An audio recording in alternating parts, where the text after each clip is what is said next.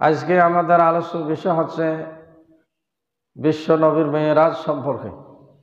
আগামী সোমবার 26শে রজব দিবাগত রাত্রি আমাদের দেশের চাঁদ দেখা হিসাব অনুযায়ী যে লাইলাতুল মেরাজের রজনী পালিত হবে ইনশাআল্লাহ।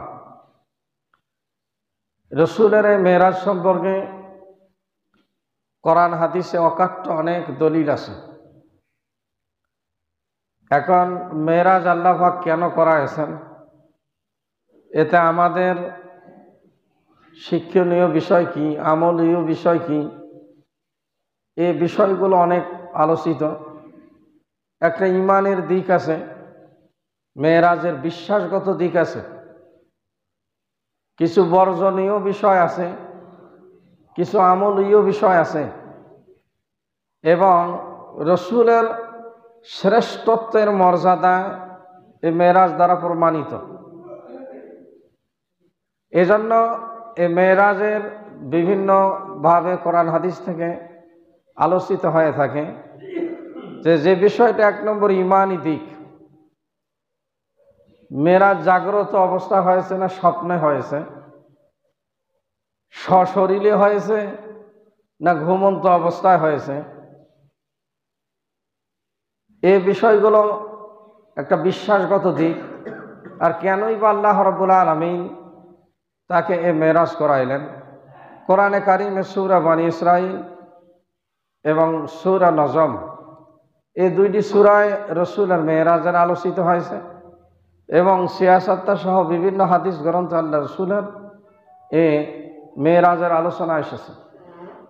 সূরা বনী ইসরাঈলে শুরুতেই যে আল্লাহ পাক বলছেন, সুবহানাল্লাযী আসরা বিআবদিহি লাইলাম মিনাল মাসজিদিল হারামি ইলাল মাসজিদিল আকসা আল্লাযী বারাকনা হাওলাহু লিনুরিয়াহু মিন আয়াতিনা ইন্নাহু হুয়াস সামিউল বাসীর। আল্লাহ রাব্বুল আলামিন বলতেছেন, সুবহানা, তিনি সে আল্লাহ রাব্বুল আলামিন অতি পূত পবিত্র বরকতময়, তিনি আল্লাযী বারাকনা হাওলাহু, যে আল্লাযী, যে আল্লাহ রাব্বুল আলামিন আসরা বিআবদিহি লাইলাম মিনাল মাসজিদিল হারাম, যাকে রাত্রিকালীন ভ্রমণ করাইছেন রাতের কিছু অংশ লাইলাতুল মসজিদিল হারামি ইলাল মসজিদিল আকসা, বাইতুল্লাহ থেকে মসজিদুল হারাম থেকে মসজিদুল আকসা পর্যন্ত। আল্লাযী বারাকনা হাওলাহু লিনুরিয়াহু মিন আয়াতিনা, এবং তা ছিল বরকতময়, এবং আল্লাহ রাব্বুল আলামিনের অসংখ্য নিদর্শনাবলী তাকে দেখানোর জন্য। ইন্নাহু হুয়াস সামিউল বাসীর, আর নিশ্চয়ই তিনি আল্লাহ রাব্বুল আলামিন অধিক শ্রবণকারী এবং দর্শনকারী। জোরে বলি সুবহানাল্লাহ। আল্লাহ রাব্বুল আলামিন তার অসংখ্য নিদর্শনাবলী দেখার জন্য রসুলকে এ রাত্রিকালীন ভ্রমণ করাইছেন। এখানে এই সুবহানা শব্দ দিয়েই আল্লাহ রাব্বুল আলামিন সূরা বনী ইসরাঈলের শুরুতেই শুরু করেছেন। মুফাসসিরে কেরাম বলছেন যে মেরাজের ঘটনাটা এত আশ্চর্যজনক, যে আশ্চর্যজনক কোনো সংবাদ শুনে যেমন আমরা সুবহানাল্লাহ পড়ি, সুসংবাদ আলহামদুলিল্লাহ বলি, এই মেরাজের ঘটনাটা এত আশ্চর্যজনক যে নিজেই আল্লাহ রাব্বুল আলামিন এ সুবহান শব্দ দিয়ে শুরু করছেন। সুবহানা, তিনি নিজেই বলছেন, এই সেই পূত পবিত্র আল্লাহ রাব্বুল আলামিন বলতেছেন যেটা এত আশ্চর্যজনক, নিজেই সুবহান শব্দ দিয়ে শুরু করেছেন। যে এরপরে বলছেন আল্লাযী, সেই আল্লাহ রাব্বুল আলামিন আসরা, এই আসরা শব্দের অধিকাংশ মুফাসসিরে কেরাম বলছেন এটা ইসরা শব্দ থেকে আসরা শব্দের উৎপত্তি। যে ভ্রমণটাকে বলা হয়েছে রাত্রিকালীন ভ্রমণ, এই রাত্রিকালীন ভ্রমণকে আরবিতে বলা হয় আসরা। এই লাইলান শব্দ, আল্লাযী আসরা বিআবদিহি, এ আবদিহি বলতে তারই বান্দা তারই গোলাম, তারই রসুলকে আল্লাহ রাব্বুল আলামিন সম্বোধন করেছেন। জোরে বলি সুবহানাল্লাহ। এবং অধিকাংশ মুফাসসির কেরাম বলছেন এই আব্দিহি দ্বারা আল্লাহর নবীকে আল্লাহ পাক স্বয়ং সম্বোধন করেছেন এবং রসুলের একটা বিশেষ মর্যাদা বাড়িয়ে দিয়েছেন। জোরে বলি সুবহানাল্লাহ। স্বয়ং আল্লাহ রাব্বুল আলামিন তার বান্দা হিসাবে তাকে স্বীকৃতি প্রদান করেছেন। আল্লাহ রাব্বুল আলামিন আব্দিহি বলতে এখানে নবী মুহাম্মদুর রাসূলুল্লাহ সাল্লাল্লাহু আলাইহি ওয়াসাল্লামকে বোঝানো হয়েছে। তাকে আল্লাহ রাব্বুল আলামিন নিজে আব্দিহি বলছেন, আমার বান্দা, আমার বান্দাকে। এই স্বীকৃতি আল্লাহ রাব্বুল আলামিন দেওয়াতে তার একটা বিশেষ মর্যাদা বেড়ে গেছে। এই লাইলান শব্দটি যারা আরবি বোঝেন, এটাকে আরবিতে বলা হয়েছে ইসমে নাকেরা। এর নাকেরা যেটা ইনডিফিনিট অর্থে ব্যবহৃত হয়, অনির্দিষ্ট অর্থে ব্যবহৃত হয়। মুফাসসির ইকরাম বলছেন এই লাইলান বলতে হচ্ছে লাইলান ওয়াক্তান খাসসান, বলছেন ওয়াক্তান খাসসান লাইলান কালিলান, বলছেন রাতের একটা কিছু সময়, সামান্য একটা সময় আল্লাহর নবীকে আল্লাহ পাক ভ্রমণ করাইছেন। জোরে বলি সুবহানাল্লাহ। সামান্য সময়, এই ওয়াক্তান কালিলান, ওয়াক্তান খাসসান কিংবা নির্দিষ্ট একটা সময়, যেটা আল্লাহ রসুল, যেটা তাফসিরে এসেছে, হাদিসে এসেছে, আল্লাহর নবী 26শে রজব হাতিমের মধ্যে অবস্থান করেছিলেন। এমন সময় জিবরাইল আলাইহিস সালাম আল্লাহর নবীর কাছে আসলেন। আসি বলছেন, বিশ্ব নবী মুহাম্মদুর রাসূলুল্লাহ সাল্লাল্লাহু আলাইহি ওয়াসাল্লাম, আল্লাহ রাব্বুল আলামিন আপনাকে আহ্বান করেন, আপনি বোরাকে উঠুন। জোরে বলি সুবহানাল্লাহ। হাদিসে এ বোরাকের ব্যাখ্যা দেওয়া হয়েছে আল বোরাকু বারকুন শব্দের অর্থ হচ্ছে বিদ্যুৎ, যার গতি সেকেন্ডে 1,86,000 মাইল। এই বিদ্যুতের এসেও যে প্রাণীটার গতি ছিল অতি বেশি, সেইটাকে আরবিতে বলা হয় বোরাক। এ বোরাকের ব্যাখ্যা আল্লাহর নবী বলছেন, হুয়া আবিয়াজুন ফাওকাল হিমারে দুনাল বগল। মুসলিম শরীফের হাদিস, মেশকাতের হাদিস। বোরাকের ব্যাখ্যা দিচ্ছেন আল্লাহর নবী, এটা এমন একটা প্রাণী ছিল, ফাওকাল হিমারে গাধার সে বড়, দুনাল বগল খচ্চরের সে ছোট। এমন একটা প্রাণী আল্লাহর নবী হাতিমে আছেন। এমন প্রাণী নিয়ে আল্লাহর নবীর কাছে আসলেন। রাত্রিকালীন ভ্রমণ, এই রাত্রিটা শেষ প্রহরের সময় বোঝানো হয়েছে। ওয়াক্তান খাসসান, মুফাসসিরে কেরাম বলছেন নির্দিষ্ট একটা সময়, ওয়াক্তান কালিলান সামান্য সময় রাত্রির। এমন সময় জিবরাইল আলাইহিস সালাম বোরাক নিয়ে আল্লাহর নবীর কাছে হাতিমে আগমন করলেন। বোরাকে আরোহণ করার জন্য বললেন। বোরাকে আল্লাহর নবী উঠবেন। হাদিস শরীফে এসেছে বোরাক ইতস্তত করে আল্লাহর নবীকে যেন না নেওয়ার জন্য এরকম তিনি ইচ্ছা পোষণ করতেছেন। তখন বোরাকের জবান খুলে গেল। আল্লাহ রসুল জিজ্ঞাসা করলেন, বোরাক তুমি এমন কেন করো? বলি, ইয়া রসুল আল্লাহ, ইয়া হাবিব আল্লাহ, কিয়ামতের দিন আপনি আমার পিঠে সওয়ার হবেন কিনা এটা জানার জন্য আমি অপেক্ষায় আছি। জোরে বলি সুবহানাল্লাহ। আল্লাহর নবী বললেন, সেই দিনও আমি তোমার পিঠেতে সওয়ার হব। জিবরাইল তার সফর সঙ্গী, জিবরাইল আলাইহিস সালাম বোরাকে নিয়ে তাকে বাইতুল মুকাদ্দাসে গেলেন। এই ভ্রমণটাকে সমস্ত মুফাসসিরে কেরাম, প্রায় অধিকাংশ মুফাসসিরে কেরাম বলছেন এই ভ্রমণটাই হচ্ছে আসরা, আর রাত্রিকালীন ভ্রমণ। একটা নির্দিষ্ট সময়, একটা সামান্য সময় আল্লাহর নবীকে বাইতুল্লাহ থেকে বাইতুল মুকাদ্দাসে নিয়ে গেছিলেন। আবার হাদিস আল্লাহর নবী বলছেন বোরাক এত দ্রুতগামী ছিল, এক কদম কিংবা দুই কদম মারতেই বাইতুল মুকাদ্দাসে আল্লাহর নবীকে নিয়ে পৌঁছে যায়। জোরে বলি সুবহানাল্লাহ। যেটা হাদিসে এসেছে, ইতিহাসে এসেছে, বাইতুল্লাহ থেকে বাইতুল মুকাদ্দাসে হাঁটি যেতে, পায়ে হেঁটে কমপক্ষে 1 মাসের রাস্তা। সেটা সেকেন্ডটা নিমিষে আল্লাহর নবীকে নিয়ে গেছিলেন। এই শেষ প্রহরে বাইতুল মুকাদ্দাসে আল্লাহর এই হাতিম থেকে বাইতুল্লাহর একটা পাশে যারা হজ ওমরায় গিয়েছিলেন, উত্তর পাশে একটা জায়গা আছে যেটা বাইতুল্লাহর অংশ, ওইটাকে বলা হয় হাতিম। ওইখানে কেউ যদি নামাজ পড়ে, আল্লাহর নবী বলছেন সেজন্য কাবা ঘরের ভিতরেই নামাজ পড়লো। জোরে বলি সুবহানাল্লাহ। এই হাতিমের ভিতরে নামাজ পড়া একটা বরকতময় জায়গা, দোয়া কবুলের জায়গা। এই বাইতুল্লাহর পাশেই, উত্তর পাশে। এখন যারা উমরায় যাচ্ছে লোহার রেলিং দিয়ে ঘিরিয়ে রাখছে, ওখানে ভিতরে আর ঢুকতে দিচ্ছে না করোনার কারণে। আর আমাদের সময় ওটা উন্মুক্ত ছিল, কাবা ঘর ছোঁয়া, স্পর্শ করা, হজরে আসা, সুমা দেওয়া, বর্তমানে এগুলো সব বন্ধ। হাতিমে নামাজ পড়া মিজাবের রহমতে দোয়া করা এবং মুলতাজামে আপনার অবস্থান করা, সেখানে নামাজ পড়া। এখানে এখন ওইটা লোহার রেলিং দিয়ে পুলিশ দিয়ে ঘিরি রাখছে, এখন সেখানে যাইতে দিচ্ছে না। তো এই হাতিমে আল্লাহ রসুল ছিলেন এখানে নামাজ পড়া, এটাও একটা কাবার অংশ। এইখান থেকে আল্লাহ রসুলকে বাইতুল মুকাদ্দাসে নিয়ে যাইতে 1 কদম কিংবা বোরাকের 2 কদম লেগেছে। এই ভ্রমণটাকে সব মুফাসসিরে কেরাম বলছেন, অধিকাংশই প্রায় মুফাসসিরে কেরাম বলছেন যে এই ভ্রমণটাকে বলা হয়েছে আসরা আরবিতে।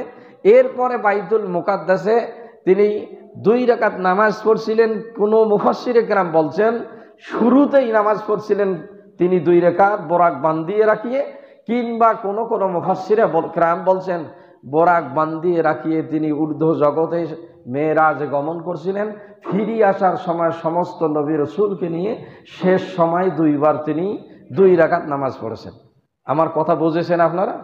এই জন্য বলছি মেরাজের একটা বিশ্বাসগত দিক আছে। কোন মুফাসসিরে কেরাম বলছে না, আকাইদের কিতাব এসেছে যেটাকে আকীদা থেকে আকাইদ বলা হয়। আকীদা মানে দৃঢ় বিশ্বাস, ইমান এবং আকীদা প্রায় সমসাময়িক অর্থ। ইমান মানে বিশ্বাস করা, আর আকীদা শব্দের অর্থ হচ্ছে দৃঢ় বিশ্বাস করা। এই আকীদার বহু বচন হচ্ছে আকাইদ। যে আকাইদের কিতাবে এসেছে আল মেরাজ ও হাক্কন, মেরাজ হচ্ছে আল্লাহ রসুলের মেরাজ হচ্ছে সত্য। আপনি যদি মনে করেন যে কাল্পনিক ঘটনা, জোরে বলি নাউজুবিল্লাহ, তখন আপনার ইমানই থাকবে না। আর মেরাজটা এত আশ্চর্যজনক ঘটনা, আল্লাহর নবী যখন মেরাজ থেকে এসে বলছিলেন যে আমি বাইতুল্লাহ থেকে বাইতুল মুকাদ্দাস এরকম সপ্ত আসমান ভ্রমণ করি, এই মাত্র আসলাম, তখন অনেক মুসলমান আল্লাহর নবী সাহাবীরা পর্যন্ত অনেকে ইসলাম থেকে ত্যাগ করেছিল, চলে গেছিল, যাদেরকে বলা হয় মুরতাদিন, ইসলাম থেকে খারিজ হয়ে গেছিল। কয় এতদিন তো মুহাম্মদ সাল্লাল্লাহু আলাইহি সাল্লামকে অনেকে পাগল বলতো, এখন মিথ্যুক বলতো, জাদুকর বলতো, এখন তো আমরা তার প্রতি ঈমান এনেছি। এখন যে করোনা বলতেছে এটা তো অবাস্তব ছাড়া আর কিছুই নয়, জোরে বলি নাউজুবিল্লাহ। এই সময় আবু জেহেলও চান্স পেয়েছিল যে এইবার একটা সুযোগ, যে এতদিন তো অনেক কিছু বলছি, এইবার সুযোগ পাইয়ে দেখি। সে যে বাইতুল মুকাদ্দাসে গেল, সেখান থেকে কি দেখি আসলো, আর তাকে প্রশ্ন করা শুরু করে দিল। মুসলিম শরীফের হাদিসে এসেছে, মিশকাতের হাদিসে এসেছে, কাফির মুশরিকেরা আল্লাহর নবীকে জিজ্ঞাসাবাদ করা শুরু করে দিল, আপনি যে মেরাজে গেলেন। এবং আয়েশা সিদ্দিকা রাদিয়াল্লাহু তাআলা আনহা থেকে অনেক সাহাবী বলতেছেন যে আপনি এটা প্রকাশ করবেন না, এখন একটু দেরি হোক। কিন্তু আল্লাহর নবী কোনো কথা গোপন রাখতে পারেন না, আল্লাহর পক্ষ থেকে তাকে মেরাজ করানো হয়েছে। এবারে যখন তিনি হাতিমে কাবা ঘরে ফিরে আসলেন, আবু জেহেল সহ অনেকে তাকে জিজ্ঞাসা করলেন, বলুন তো এরকম বাইতুল মুকাদ্দাসের জানালা কয়টা, দরজা কয়টা? আল্লাহর নবী চিন্তিত হলেন, অপেক্ষমান। আল্লাহ জিবরাইলকে বলতেছেন, জিবরাইল যাও আমার নবীর কাছে তাড়াতাড়ি বাইতুল মুকাদ্দাসটা গোটা তার সামনে তুমি আয়নার মতো ভেসে ধরো, জোরে বলি সুবহানাল্লাহ। জিবরাইল গোটা বাইতুল মুকাদ্দাস তার সামনে নিয়ে আসলেন। কাফির মুশরিকরা মেরাজের বিভিন্ন জিনিস তাকে জিজ্ঞাসা করেন, বাইতুল মুকাদ্দাসের জানালা কয়টা, দরজা কয়টা? আল্লাহর নবী যাইয়া তো সেটা বর্ণনা করেন, এরকম গণনা করেননি। এবার যখন দেখি আল্লাহর নবী সব প্রশ্নের জবাব দেন, সবাই কিং কর্তব্য বিমূঢ় হয়ে গেল। সব অ্যান্সার যেন, সব ট্রিটমেন্ট যেন ঠিক হইতেছে। তাহলে তিনি যদি নাই যান তাহলে কেমনে সব কথা বলতে পারেন, জোরে বলি সুবহানাল্লাহ। সবাই আশ্চর্যজম্বিত হয়ে গেলেন, তাহলে এটা কেমনে সম্ভব? নির্দিষ্ট একটা সময়ে তিনি কিভাবে গেলেন, কিভাবে আসলেন, আর দেখা যাচ্ছে অ্যান্সার সব ঠিক হচ্ছে, আর তিনি যদি নাই দেখেন তাহলে কেমনে তিনি বলতে পারেন? সবাই কিং কর্তব্য বিমূঢ় হয়ে গেল। এই সময়ে এরকম এই মেরাজের ঘটনায় হিরাক্লিয়াস রোমের প্রেসিডেন্ট, সেই সময় মুসলমানেরা যখন হিরাক্লিয়াসের কাছে গেল, মুহাম্মদ সাল্লাল্লাহু আলাইহি সাল্লামের কোনো ব্যাড রিপোর্ট ছিল না। আবু সুফিয়ান তখন মুসলমান হয়নি, আবু সুফিয়ান রাদিয়াল্লাহু তাআলা আনহু, ইনিও একটা চান্স পাইলেন।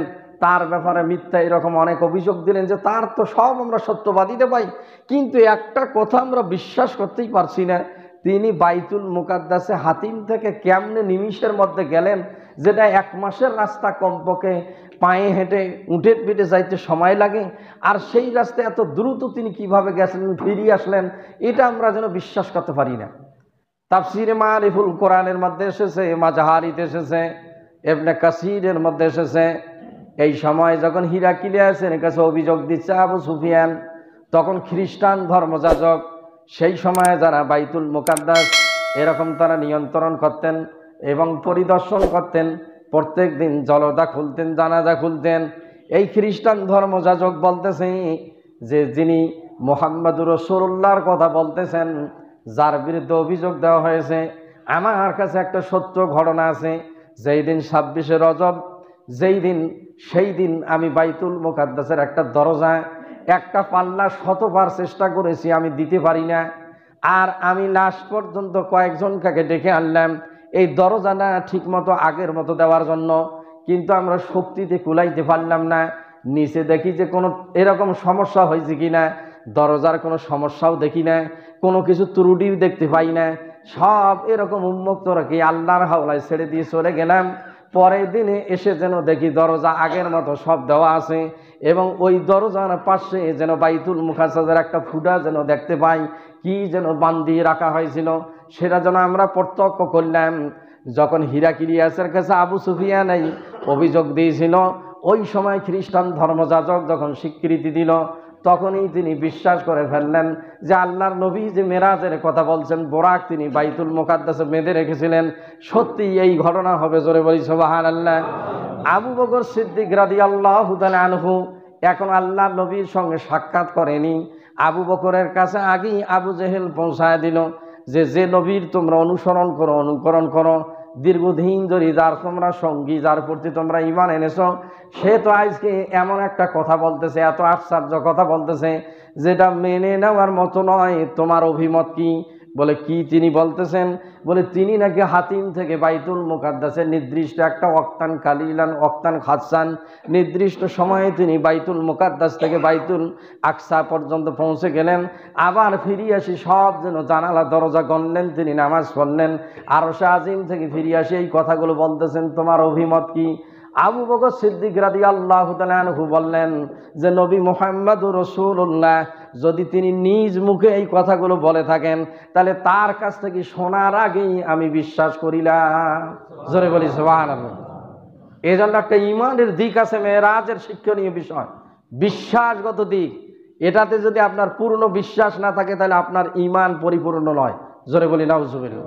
আবু বকর সিদ্দিক রাদিয়াল্লাহু তাআলা আনহুর বলার মাত্রই তিনি বিশ্বাস করেন যে নবী মুহাম্মদুর রাসূলুল্লাহ যদি এই কথা বলে থাকে, তাহলে সেখানে যুক্তি প্রমাণ কোনো দলিল বিহীন আমি বিশ্বাস করলাম।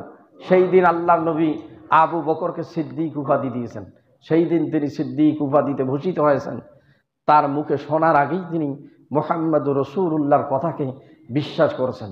এই বাইতুল মুকাদ্দাসে তিনি প্রথমে 2 রাকাত নামাজ পড়ছিলেন, কিংবা কোনো মুফাসসির কিরাম বলছেন শেষে বিদায়ের পালায় সমস্ত নবী রাসূলের ইমাম হইয়া তিনি 2 রাকাত নামাজ পড়েছেন। এই জন্য আমাদের নবীকে বলা হয় ইমামুল মুরসালিন। জোরে বলি সুবহানাল্লাহ। যে তার যে শ্রেষ্ঠত্বের কারণ, অনেক শ্রেষ্ঠত্বের কারণ, তার মধ্যে একটা রসুলের মেরাজ হয়েছে। আল্লাহ 1,24,000 কিংবা 2,24,000 নবী রসুল প্রেরণ করেছেন। কাউকে আরশে আজিমে ডাকায়া তার সঙ্গে একান্ত সান্নিধ্যে কোনো নবী রসুলের সঙ্গে এভাবে আলাপ করেন নি। একমাত্র আখিরি নবী মুহাম্মদুর রাসূলুল্লাহর সঙ্গে তিনি আলাপ করেছেন। এবং কোন নবীদের ইমাম হইয়া ইমামতি করেননি। একমাত্র আখিরি নবী মুহাম্মদুর রাসূলুল্লাহ সমস্ত নবী রসুলদের ইমাম হয়ে বাইতুল মুকাদ্দাসে তিনি ইমামতি করেছেন। এই জন্য আমাদের নবীকে বলা হয় ইমামুল মুরসালিন, যিনি নবীদের নবী, যিনি রসুলগণের রসুল, যিনি রসুলগণের লিডার, যেনাকে বলা হয় সাইয়্যিদুল মুরসালিন, যেনাকে বলা হয় এরকম ইমামুল মুরসালিন। জোরে বলি সুবহানাল্লাহ। এখন শেষে কিংবা শুরুতে তিনি নামাজ পড়েছেন, 2 ব্যাপার এই রিওয়ায়েত রয়েছে। এখন এই বাইতুল মুকাদ্দাসে তিনি বোরাক বান্ধিয়ে রাখছিলেন কেন? এখানে একটা শিক্ষণীয় বিষয় আছে যে মসজিদে প্রবেশ করার পর নিজের মাল সামানা নিয়ে কেউ যেন টেনশনে না ভুগে, তাহলে তার নামাজের মধ্যে ত্রুটি আসবে।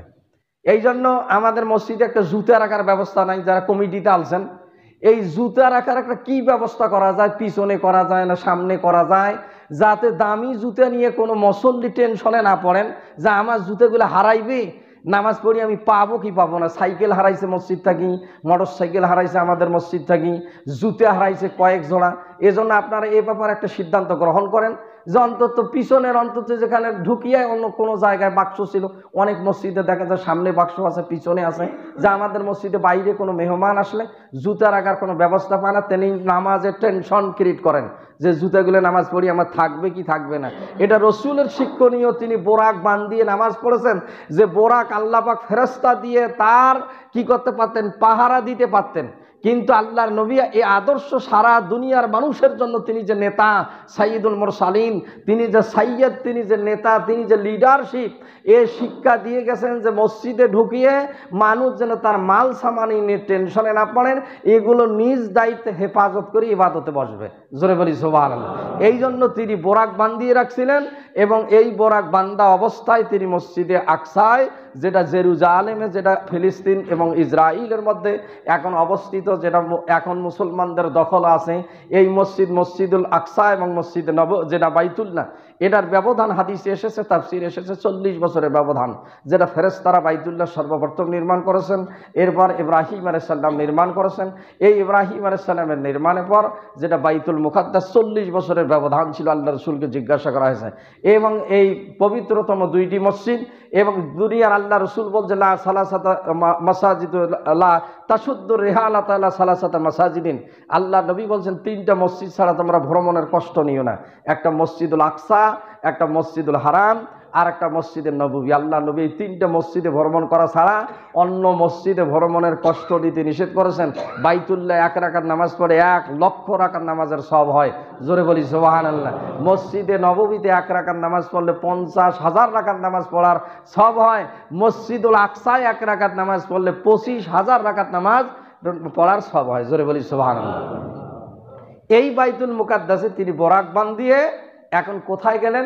তিনি হাদিসে এসেছে যে এই বোরাক বান্ধা রাখা অবস্থায় জিবরাইল আলাইহিস সালাম আল্লাহর নবীর কাছে লিফট কিংবা সিঁড়ি নিয়ে আসলেন। এই কোন ধরনের সিঁড়ি ছিল, এটার স্বরূপ কি রকম, এটা একমাত্র আল্লাহ রাব্বুল আলামিন ছাড়া কেউ জানে না। জোরে বলি সুবহানাল্লাহ। এটা একমাত্র তিনিই জানেন এই সিঁড়িটা কেমন কি রকম ছিল। একটা আল্লাহর নবীর কাছে জিবরাইল আলাইহিস সালাম সিঁড়ি নিয়ে আসলেন কিংবা লিফট নিয়ে আসলেন, বোরাক বাঁধাই আছে। এবারে আল্লাহ রসুলকে জিবরাইল বলতেছেন আপনি উঠুন। এই সিঁড়ির মধ্যে তিনি উঠলেন। এই সিঁড়ি বয়ে আল্লাহর নবী বলছেন আমাকে প্রথম আসমানে জিবরাইল নিয়ে গেলেন। জিবরাইল সাল্লাম প্রথম আসমানে যখন নিয়ে যাইতেছেন, এই ভ্রমণে হাদিসে এসেছে অসংখ্য হাদিস মেরাজের ব্যাপারে। আল্লাহর নবী যাইতেছেন, ঊর্ধ্বগমনে যাইতে আছেন, এমন সময় বাম পাশ থেকে এক ব্যক্তি তাকে ডাক দিলেন। আল্লাহর নবীকে জিবরাইল বলতেছেন আপনি তারা ডাকে সাড়া দিবেন না। আবার ডান পাক থেকে একজন লোক তাকে ডাক দিলেন। এবারও জিবরাইল বলতেছে ইয়া রাসূলুল্লাহ আপনি তার ডাকে সাড়া দিবেন না। এবারে একটা সুন্দরী মহিলা আল্লাহর নবীকে ডাকতেছেন, হে ইমামুল মুরসালিন আপনি কোথায় যান, একটু দাঁড়ান, অপেক্ষা করুন। এবারও জিবরাইল বলতেছেন আপনি থামবেন না, আপনি কথা বলবেন না, আপনি চলুন ঊর্ধ্ব জগতে আপনার প্রভুর সঙ্গে সান্নিধ্যে আমাকে মিলিত করাতে হবে। এবার আল্লাহর নবী যাইতেছেন, তিনি কারো ডাকে সাড়া দেননি।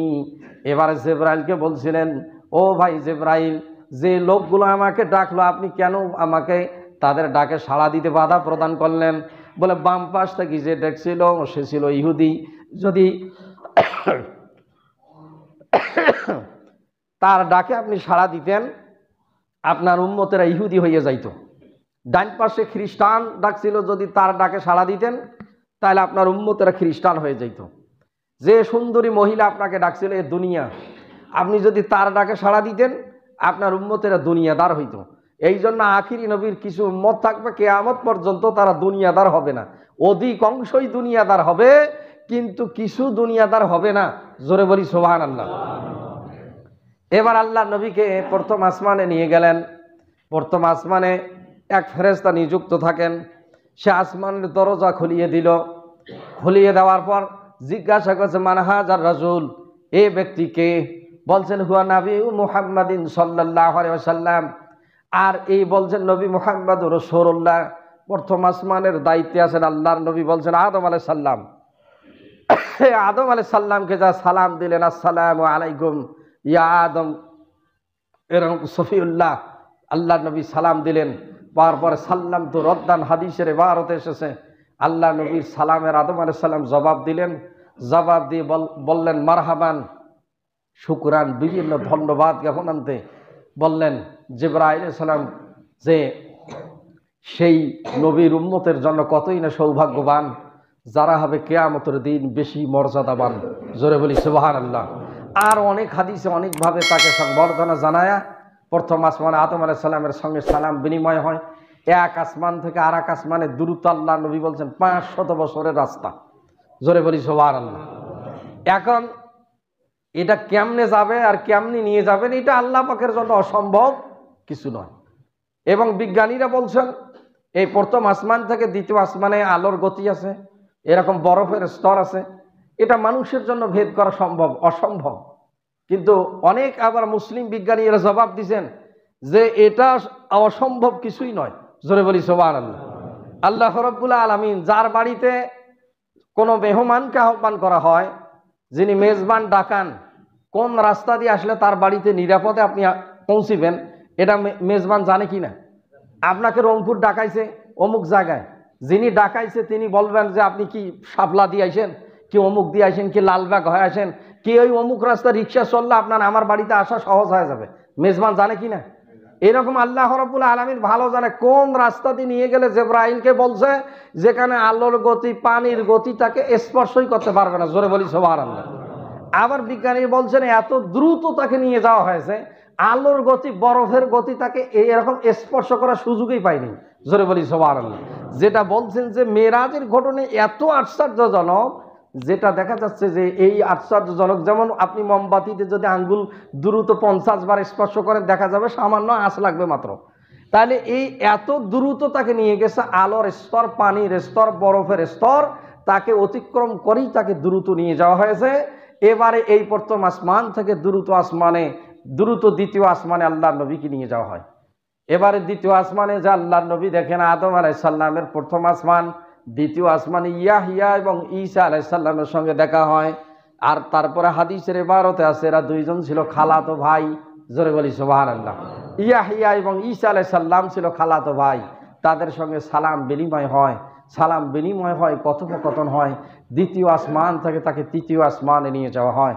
তৃতীয় আসমানে এইভাবে যাচ্ছেন, লিফটে যাচ্ছেন, সিঁড়িতে যাচ্ছেন, ঊর্ধ্ব জগতে আল্লাহ রসুল জিবরাইল সহ যাইতেই আছেন। যাইতে তৃতীয় আসমানে তার সঙ্গে ইউসুফ আলাইহিস সালামের সঙ্গে সাক্ষাৎ হয়, কথোপকথন হয়, সালাম বিনিময় হয়। এবারে তাকে চতুর্থ আসমানে নিয়ে যাওয়া হয়। চতুর্থ আসমানে হজরত ইদ্রিস আলাইহিস সালামের সঙ্গে সাক্ষাৎ হয়, সেখানে সালাম বিনিময় হয়, কথোপকথন হয়। এভাবে আল্লাহর নবীকে জিবরাইল আলাইহিস সালাম পঞ্চম আসমানে নিয়ে যান। পঞ্চম আসমানে হজরত হারুন আলাইহিস সালামের সঙ্গে সাক্ষাৎ হয়, সালাম বিনিময় হয়, কথোপকথন হয়। এরপরে সেখান থেকে ষষ্ঠ আসমানে নিয়ে যান। ষষ্ঠ আসমানে নিয়ে যাই আল্লাহর নবীর সঙ্গে মূসা কালিমুল্লাহর সাক্ষাৎ হয়, এবং তিনি যাইতে দেখেন মূসা আলাইহিস সালাম সলাতিহি ফি কুবুরিহিম, মূসা আলাইহিস সালাম তার কবরের মধ্যে নামাজ পড়তেছেন। জোরে বলি সুবহানাল্লাহ। হাদিসে বলছেন। এজন্য মুফাসসিরে কেরাম, মুহাদ্দিসে কেরাম বলছেন সমস্ত আম্বিয়া আলাইহিস সালামগণ কবরে জীবিত। জোরে বলি সুবহানাল্লাহ। এবং আমাদের রসুলের রওজার পাশে যিনি সালাম দেন আল্লাহর নবী তার সালামের জবাব দেন। অসংখ্য সহিহ রেওয়ায়েত আছে সমস্ত নবীগণ তাদের কবরে জীবিত এবং তারা নামাজ পড়েন। মূসা আলাইহিস সালাম কবরে নামাজ পড়ছিলেন, আল্লাহ রসুলের ব্যাপারে হাদিস বলছেন তিনি দেখেছেন মূসা আলাইহিস সালাম ষষ্ঠ আসমানে যাইয়া তার সঙ্গে সালাম বিনিময় হয়। সালাম বিনিময় হওয়ার পর তিনি সপ্তম আসমানে যান। সপ্তম আসমানে যাইয়া ইব্রাহিম আলাইহিস সালামের সঙ্গে সাক্ষাৎ হয়। ইব্রাহিম আলাইহিস সালামের সঙ্গে সালাম বিনিময় সাক্ষাৎ হওয়ার পর তিনি দেখতেছেন বাইতুল মামুরে দেওয়ালে ঠেস দিয়ে ইব্রাহিম আলাইহিস সালাম বসা আছেন। আর এই বাইতুল মামুরের ব্যাখ্যা হাদিসে আল্লাহ নবী বলছেন কাবা ঘর বরাবর সপ্ত আসমানে যে ফেরেশতাদের এরকম ইবাদতখানা, এটাকে বলা হয় বাইতুল মামুর। এই বাইতুল মামুরে আল্লাহর নবী বলছেন প্রত্যেক দিন 70,000 ফেরেশতা তারা ইবাদতের জন্য, তাওয়াফের জন্য আসেন। যারা একদিন জীবনে আসেন দ্বিতীয় দিন আর আসার তাদের সুযোগ নাই। জোরে বলি সুবহানাল্লাহ। এজন্য ফেরেশতা কতগুলো আল্লাহ পাক বানাইছেন, কত কোটি, কত বিলিয়ন, মিলিয়ন, ট্রিলিয়ন, কতজন ফেরেশতা আছে এটা একমাত্র আল্লাহ রাব্বুল আলামিন ছাড়া আর জানার কাহারও কোনো উপায় নাই। তিনি একমাত্র জানেন। 70,000 ফেরেশতা প্রত্যেক দিন ঠিক কাবা ঘর বরাবর উপরে সপ্ত আসমানে আল্লাহ নবী বলছেন বাইতুল মামুরে ঠেস দিয়ে আছেন। সেখানে যাওয়ার পর সেখান থেকে সালাম বিনিময় হওয়ার পর আল্লাহ রসুলকে জিবরাইল সাল্লাম কি করেন, কোরআনে বলছে ইনদা সিদরাতুল মুনতাহা, যেটাকে বলা হয়েছে কুল বৃক্ষের সীমানা, এই সিদরাতুল মুনতাহায় নিয়ে যায়। ওয়ালাকাদ নাজলাতান উখরা বলছেন, যিনি ওয়ালাকাদ রা নাজলাতান উখরা, যে আল্লাহ রসুল যাকে আরেকবার দেখেছিলেন কোরআনে সূরা নজমে বলছেন ফাকাবা কাউসাইনি আও আদনা, যে এই সিদরাতুল মুনতাহা পর্যন্ত জিবরাইল সাল্লাম সেখানে তাকে পৌঁছায় দেন। সিদরাতুল মুনতাহা যেটাকে হাদিসে ব্যাখ্যায় বলে যে কুল বৃক্ষের সীমানা। বিশ্ব নবী মুহাম্মদুর রাসূলুল্লাহ সাল্লাল্লাহু আলাইহি ওয়াসাল্লাম বলেন সেখানে এমন একটা বৃক্ষ আছে যার পাতা এমন বড় পাতা, সেই গাছটার পাতা দিয়ে আমার একটা পাতা দিয়ে সমস্ত উম্মতকে ঢেকে রাখা যাবে। জোরে বলি সুবহানাল্লাহ। আর সেই বড়াইগুলো হবে একটা মটকির সমান, শিকড়টা সব উপরে। আর তিনি সেখানে দেখলেন এরকম কিছু স্বর্ণের প্রজাপতি যেন ঘোরাফেরা করতেছে। আল্লাহর নবী যখন সিদরাতুল মুনতাহায় গেলেন সেখান থেকে যেন কিছু সাড়া পাচ্ছেন। এবারে জিবরাইল বলতেছেন ইয়া রাসূলুল্লাহ ইয়া হাবিবাল্লাহ, সামনে যাওয়ার তো আর আমার পারমিশন নাই, সামনে যাওয়ার আর আমার অনুমতি নাই। আল্লাহর নবী আল্লাহ পাক সূরা নজমের বলতেছেন যে আল্লাহ রাব্বুল আলামিন জিবরাইলকে আল্লাহ পাক সচক্ষে দুইবার নবীকে দেখাইছেন। একটা সিদরাতুল মুনতাহায় 600 পাখা বিশিষ্ট অবস্থায় সশরীরে আল্লাহর নবী বলতেছেন আমি যেন জিবরাইলকে দেখলাম। মিশকাতের হাদিসে এসেছে, মুসলিম শরীফের হাদিসে এসেছে, অন্যান্য হাদিস গ্রন্থের হাদিসে এসেছে পৃথিবীর গোটা সমূহ যেটা ব্যাস এইটা ছিল তার শরীরের, এবং জমিন থেকে আসমান পর্যন্ত তার মাথাটা এরকম ঠাস লাগা, আর গোটা পৃথিবী তার শরীরটা দিয়ে যেন পূর্ণ। এভাবে জিবরাইলকে আমি পূর্ণ শরীরে এরকম সিদরাতুল মুনতাহায় দেখেছি। আর একবার হেরা গুহায় যখন আমার কাছে সর্বপ্রথম ওহী অবতীর্ণ হয়, যখন তিনি ওহী নিয়ে আমার কাছে আগমন করেন, সেই দিন আমি জিবরাইলকে পূর্ণ সুরতে দেখেছি। আল্লাহর নবী বলছেন আমি জিবরাইলকে 2 বার পূর্ণ সুরতে দেখেছি। এই মুফাসসির ইকরাম সেই দিন সিদরাতুল মুনতাহায় বলছেন তাকে একটা দেখেছি আর হেরা গুহায়। আল্লাহর নবীকে জিবরাইল বলেন ইয়া রাসূলুল্লাহ ইয়া হাবিবাল্লাহ, সামনে যাওয়ার আর আমার পারমিশন নাই। এবার আল্লাহ রাব্বুল আলামিনের পক্ষ থেকে আল্লাহর নবী বলছেন রফরফ নামে একটা বাহন আসে। এই রফরফটা বলা হয়েছে সবুজ পালকি বিশিষ্ট। এই সবুজ পালকি বিশিষ্ট রফরফ আসে যেটা বুরাকের চেয়েও দ্রুতগামী। জোরে বলি সুবহানাল্লাহ। এই রফরফে আল্লাহর নবী আরশে আজিমে আল্লাহর সান্নিধ্যে তিনি আরশে আজিমে পৌঁছে যান। এই আরশ আল্লাহর সৃষ্টির দামি সৃষ্টির মধ্যে 4টে দামি সৃষ্টি, যেটা আরশ কুরসি লৌহ কলম। এই আরশ কুরসি লৌহ কলম আল্লাহর সমস্ত সৃষ্টির মধ্যে দামি সৃষ্টি এই 4টি। সেই আরশ, এই আরশের ব্যাখ্যা বলা হয়েছে আরশটা এত বড়, গোটা পৃথিবীটা যদি আরশের মধ্যে নিক্ষেপ করা হয় তাহলে মানুষের হাতের আঙ্গুলের আংটি যেমন একটা জায়গা দখল করে সামান্য কিছু, এই রকম পৃথিবীটা গোটা আরশের মধ্যে নিক্ষেপ করলে এতটুকু জায়গা মাত্র দখল করবে। জোরে বলি সুবহানাল্লাহ। তাহলে সে আরশটা কত বড়। আবার বিভিন্ন জায়গায় আল্লাহ পাক বলছেন আর রহমান ও ইস্তাওয়া আলাল আরশে, তিনি আরশের উপর অধিষ্ঠিত আছেন, অধিষ্ঠিত হয়েছেন। এটা কেমনে হয়েছেন, কিভাবে হয়েছেন, এর স্বরূপটা কি, এটা একমাত্র তিনি ছাড়া মানুষের জ্ঞানের বাইরে। জোরে বলি সুবহানাল্লাহ। তাহলে আরশে তিনি যদি থাকেন, তিনি যে সিংহাসনে বসেন সেটা কেমন, তিনি কেমন, এবং সেটা কত বড়, সেটা কত বড় দামি, এটা একমাত্র তেনারই জ্ঞানে, মানুষের জ্ঞান এগুলো কুলায় না। জোরে বলি সুবহানাল্লাহ। এই আরশে আজিমে যাইয়া আল্লাহর নবী আল্লাহকে সালাম দিয়েছিলেন আত্তাহিয়াতু লিল্লাহি ওয়াস সালাওয়াতু ওয়াত তাইয়্যিবাত। আল্লাহ রাব্বুল আলামিনকে সালাম দিলেন আল্লাহ রাসূল আত্তাহিয়াতু লিল্লাহি ওয়াস সালাওয়াতু ওয়াত তাইয়্যিবাতু। আল্লাহর নবী বলতেছেন জবানি বদনি মালি, হে আল্লাহ সমস্ত ইবাদত তোমারই জন্য। জোরে বলি সুবহানাল্লাহ। আল্লাহ পাক রাসূলের সালামের জবাব দেয় আসসালামু আলাইকা আইয়ুহান নাবিয়্যু ওয়া রাহমাতুল্লাহি ওয়া বারাকাতুহু। আল্লাহ পাক সালামের জবাব দিছেন হে রাসূল আপনার উপর আমার রহমত, করুণা, শান্তি, সব বরকত নাজিল হোক। এবারে আল্লাহর নবী ইতস্তত করতেছেন যে আল্লাহ পাক শুধু আমাকে সালাম দিলেন, তাহলে আমার উম্মতের জন্য কি হবে। আল্লাহ পাক আবার জবাব দেয় আসসালামু আলাইনা ওয়া আলা ইবাদিল্লাহিস সালিহিন। হে রাসূল, আমার রহমত, করুণা, শান্তি আপনার উপর বর্ষিত হোক এবং আমার সলিহীন বান্দা যারা হবে, নেককার যারা হবে, এদের উপরও আমার করুণা বর্ষিত হোক। জোরে বলি সুবহানাল্লাহ। এই জন্য নেককারদের উপর, সলেহীনদের উপর আল্লাহর পক্ষ থেকে রহমত নাজিল হইতেই থাকে। জোরে বলি সুবহানাল্লাহ। এবার আল্লাহ এবং রসুলের এই কথোপকথনের মাঝখানে ফেরেশতা মণ্ডলীরা দেখতেছেন, তারা সাক্ষ্য দিচ্ছেন, আশহাদু আল্লাহ ইলাহা ইল্লাল্লাহু ওয়া আশহাদু আন্না মুহাম্মাদান আবদুহু ওয়া রাসূলুহু। আমরা সাক্ষ্য দিতেছি আল্লাহ ব্যতীত কোনো মাবুদ নাই, মুহাম্মাদুর রাসূলুল্লাহ সাল্লাল্লাহু আলাইহি ওয়াসাল্লাম আল্লাহর বান্দা এবং তার রাসূল। যে তাশাহুদ আমরা নামাজে পড়ি, এই তাশাহুদ নামাজের মধ্যে পড়া হচ্ছে ওয়াজিব। এই তাশাহুদই হচ্ছে আল্লাহ সঙ্গে দিদার, যে আল্লাহর সঙ্গে কথোপকথন। কিন্তু আমরা কি পড়ি তাও বুঝি না, এবং কি বলতেছি তাও বুঝি না, এবং কি পড়তেছি অনুধাবনও কোনোদিন করি না। যে আল্লাহ রসুল এই আরশে আজিমে যাইয়া আল্লাহ পাকে সালাম দিছিলেন, আল্লাহ পাকে সালামের জবাব দিলেন। এই সালামের জবাব বিনিময়ের পর এরকম আল্লাহর সঙ্গে কথোপকথন, কি কথোপকথনগুলো হয়েছিল, কি দিক নির্দেশনা হয়েছিল, সূরা বনী ইসরাঈলে এই বিষয়গুলোর বিশদ বর্ণনা দেওয়া হয়েছে।